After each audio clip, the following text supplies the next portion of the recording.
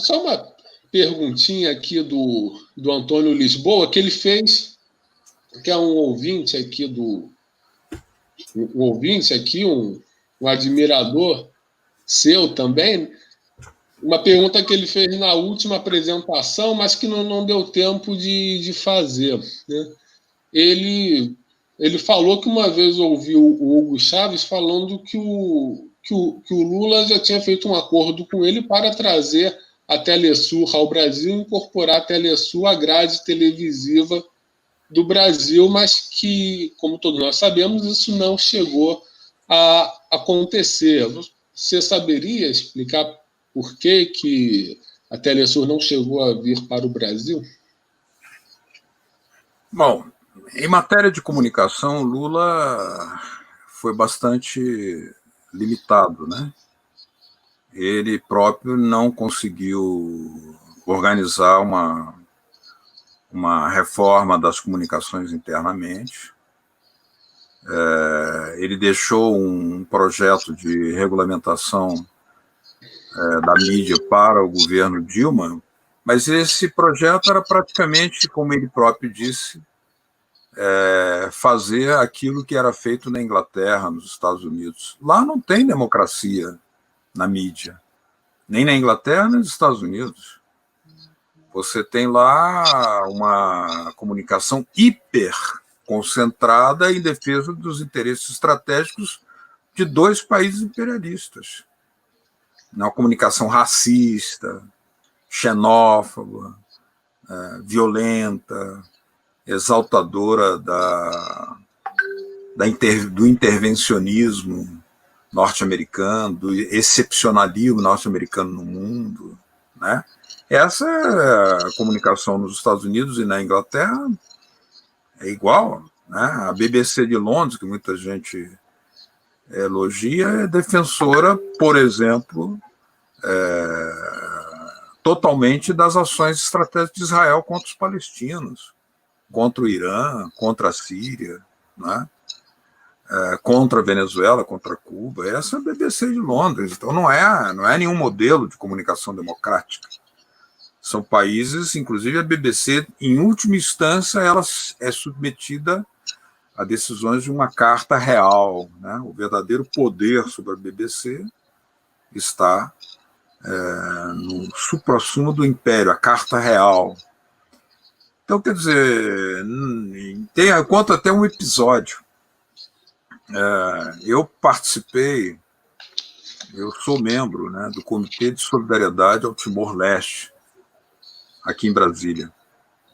E quando o Lula ia fazer aquela viagem ao Timor-Leste, ele teve, através da sua assessoria, a gentileza de convidar 2 membros do comitê para ir ao Timor, acompanhando a... Foi uma medida muito, muito simpática, muito boa, muito valente do Lula. E como nós tínhamos um tempo de uma semana para fazer essa viagem, nós organizamos uma delegação, que era eu e um engenheiro, nós escolhemos um engenheiro elétrico do comitê e compramos uma rádio comunitária, levamos essa rádio comunitária, instalamos a rádio, doamos a rádio comunitária no Timor-Leste. E quando nós chegamos lá, o presidente da República, Xanana Guzmão, nos chamou, né, num jantar que tinha com a presença do Lula, na frente de todo mundo, tinha 500 pessoas.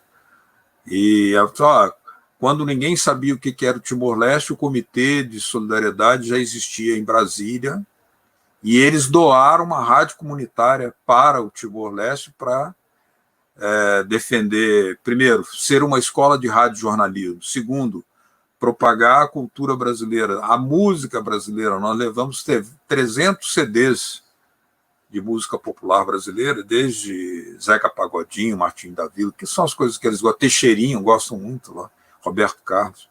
Nós levamos o que eles gostam, né? E o Lula ficou muito surpreso, porque ele ficou sabendo naquela hora. Aí ele me chamou assim, do lado. Eu nunca contei isso de público, não. Mas o tempo já passou. E ele me disse assim, daquele jeitão do Lula, espontâneo, porra, eu tenho uma dívida com o movimento de rádios comunitárias lá no Brasil, eu não consegui resolver esse problema nem lá, e vocês vêm trazer isso aqui nesse... E usou aquela expressão, né, no mundo, né? Aqui onde o Judas perdeu a bota, vocês vieram doar, aí eu não resolvi esse problema nem lá no Brasil. Eu queria que você nos ajudasse, vocês nos ajudassem a pagar essa dívida que eu tenho com as rádios comunitárias, porque o governo Lula foi dos governos que mais perseguiu a rádio comunitária, mais fechou e mais destruiu, porque a Polícia Federal não só apreendia, que era ilegal, como destruía a rádio comunitária. E eu disse, a primeira coisa que eu disse para ele, você tem que parar a mão da Polícia Federal, porque ela está destruindo equipamentos. Destruiu 147 milhões em equipamentos de rádio comunitário, o que é ilegal. Legal, porque a lei não permite a destruição, ela permite lacrar. Está escrito lá na lei. Você pode parar a mão, falei para ele.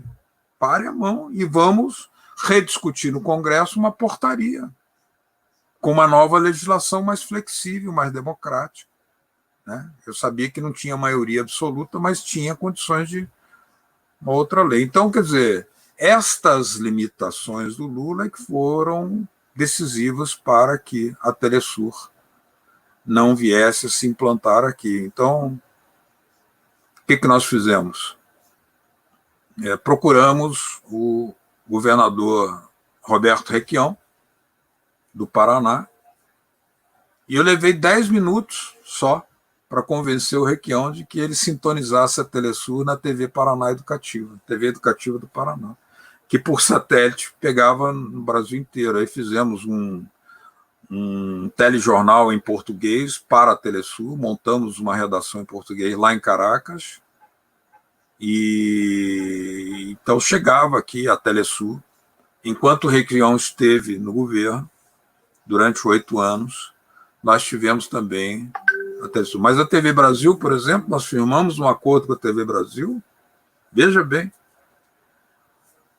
cedíamos gratuitamente os conteúdos da Telesur para a TV Brasil, bastava fazer a tradução, e a TV Brasil preferia comprar da Associated Press, da Reuters, material, a exibir aquele material com outra visão, que era uma ótica da integração, do jornalismo de integração, que é uma filosofia que precisa ser desenvolvida na América Latina, o jornalismo de integração. O que existe hoje é um jornalismo da destruição e da desintegração entre os países e internamente de cada país. E a TV Brasil preferia isso. Então, pagava ao invés de veicular a nossa programação. Então, a Telesur não veio por limitação política mesmo da direção do PT. Ou seja, apesar da TV Brasil ter o nome TV Brasil, mas o conteúdo, a essência da mensagem não era feita no Brasil e não era feita para atender aos interesses do Brasil, porque a razão de ser de um sistema estatal de mídia é transmitir os valores, as ideias, enfim, o arcabouço simbólico necessário para a preservação e a busca dos interesses do país e daquele povo. Então, a BBC, sendo imperialista, sionista, racista, está perseguindo os interesses imperialistas da Inglaterra. Está a serviço disso.